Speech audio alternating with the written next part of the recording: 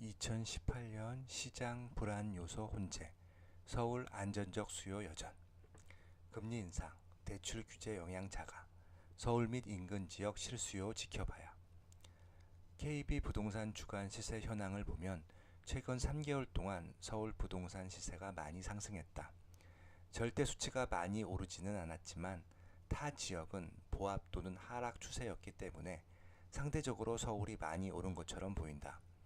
이러한 추세는 2018년에도 지속될 전망이다. 서울이라는 지역의 수요는 여전히 충족되지 못하고 있는 까닭에서다. 여기저기서 하소연을 한다. 서울은 이미 많이 올랐다고. 지금 시점에서 진입할 수가 없다는 이야기다. 시세가 상승하는 서울시장을 바라보면 여전히 서울에만 집중해야 하는지에 대한 의문이 많을 수밖에 없다. 하지만 지방도 수요가 충분히 있고 우상향 가능성이 존재하는 지역이 있기에 지방시장이라고 무조건 관심밖에 두는 것은 옳은 판단이 아니다. 그럼에도 불구하고 부동산 수요의 절대량은, 미래 가치는, 확실한 방향성은 서울보다 높은 곳은 없다. 지방은 특별한 정부 규제 없이도 시장 자체의 움직임으로 화랑시장이 되기도 하고 조종시장이 되기도 한다. 진정한 자유경쟁시장이다. 미분양이 쌓이는 시점이 되면 오히려 정부의 배려를 받고 싶어 하기도 한다. 서울 부동산 시장은 대부분 규제 정책 속에 있었다. 규제가 약하고 강하고의 차이이지 서울 부동산 역사상 규제가 없었던 기간은 매우 짧다. 2017년 8월 2일 대책도 대한민국 역사상 가장 강력한 규제책으로 시장을 통제하고자 함으로써 서울이라는 시장의 수요와 미래 가치의 상승에 대한 정부가 공인을 한 셈이 되어버렸다. 이것이 정부가 공인한 지역들, 즉 투기 과열 지역, 투기 지역이 더 많이 오르는 이유 중 하나다.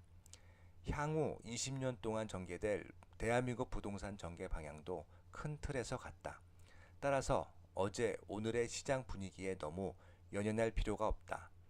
부동산 시장에 있어 가장 중요한 것은 어제도 아니고 오늘도 아닌 바로 내일이기 때문이다. 지금 당장 시세 조정이 중요한 것이 아니라 중장기적으로 시세가 꾸준히 오를 지역과 그렇지 않은 지역을 구분해야 한다는 말이다. 전국 평균 수치로 전망하는 대세 상승, 대세 하락 시장은 없다. 입지에 따라, 상품에 따라 다른 방향성과 속도를 가진다는 게 2018년 부동산 시장의 총평이다. 그만큼 2018년 부동산 시장은 불확실성이 커졌다.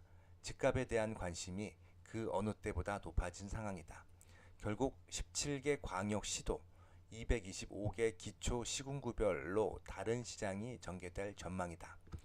투기지역, 투기과열지구, 조정대상지역과 그 외 지역이 다른 양상. 투기지역, 투기과열지구, 조정대상지역과 그 외 지역 내에서도 각기 다른 양상을 보일 것이다.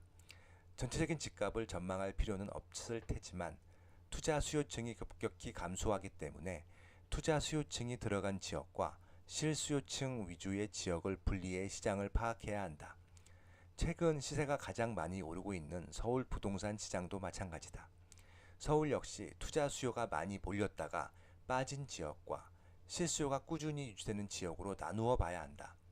강남권처럼 실수요가 계속 유입되는 지역은 강세장이 한동안 지속될 것이고, 서울 내에서도 저렴한 지역, 매매가 대비 전세가의 갭이 적었던 지역 중 투자 수요층이 많이 몰렸던 지역은 조정시장이 진행될 것이다. 서울 이외 수도권과 지방시장은 서울 대비 시세가 낮았기 때문에 소액 투자 수요층이 서울보다 많았다. 실수요가 약한 지역 중 투자 수요층이 몰렸다가 빠지는 지역들의 2018년 시장은 상당한 조정을 받을 수도 있다. 2018년 1월부터 새로운 대출 규제가 시행되고 4월부터는 양도세 중과도 적용된다. 기준금리 추가 인상 가능성도 높다. 금리 인상은 부동산 시장을 변화시킬 정도로 큰 영향을 주는 요소가 아니다. 대출 규제도 부동산 시장에 생길 만큼 큰 영향을 주진 않을 것이다. 2018년 부동산 시장에서 가장 큰 영향을 줄 정책은 양도세 중과다. 4월부터 실시되는 양도세 중과로 인한 매도 물량 감소와 이에 따른 거래량 급감은 충분히 전망해 볼 수 있다. 거래량이 급격히 감소하는 지역은 시세 감소로 이어질 것이다. 입지별로 주의를 해야 할 타이밍이 왔다. 투자 수요층이 빠지는 지역 중 실수요가 많지 않은 지역은 정말 악재가 될 수 있다. 소액 투자 수요층들이 금융권으로 맹목적으로 몰릴 게 빤히 개인적으로 우려가 된다. 금융권은 부동산 시장에 비해 진짜 투기 시장이기 때문이다. 공급 과잉의 문제를 제기하는 전문가들도 많다. 공급 과잉이 되려면 해당 지역의 수요량보다 공급량이 월등히 많다는 평가다. 대한민국에서 현재 수요량보다 공급량이 월등히 많은 지역은 어디일까? 서울? 서울이 공급 과잉이라는 말이 나오면 100% 잘못된 전망이다. 여전히 서울은 신규 아파트 수요가 공급량 대비 압도적으로 많다. 경기도가 공급 과잉이라는 평가를 내리는 전문가는 아무 인사이트 없이 통계 수치만 읽은 것이다. 경기도에서 어떤 지역이 공급 과잉인지 구체적으로 밝혀야 한다. 과천, 판교, 분당, 평촌 이 지역들은 오히려 공급량보다 수요량이 더 많아 공급 부족으로 판단되는 지역이다. 아마도 기반시설이 부족한 신규 택지 개발 지구의 공급량만 보고 평가했을 가능성이 높다. 부동산 시장은 단순히 통계 수치만 보면 안 된다. 해당 지역의 입지 조건을 봐야 한다. 입지 조건에 따라 수요가 차고 넘치는 지역인지 수요가 빠지고 있는 지역인지 이 입지의 이슈가 공급이 문제인지 기반시설이 문제인지 별도로 평가를 해야 한다는 이야기다.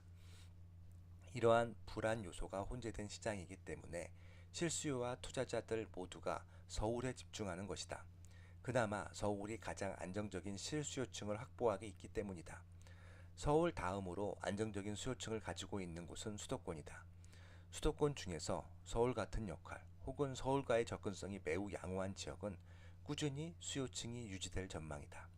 2018년 한 해는 부동산 시장과 정부가 각을 세우고 대립하는 시장이 될 것이다. 아마도 더욱 강력한 주택 규제가 나올 가능성이 높다. 그럼에도 불구하고 수요가 많은 지역은 2018년 내내 시세 하락이 예상되지 않는다. 수요가 어디가 많은지에 집중하자.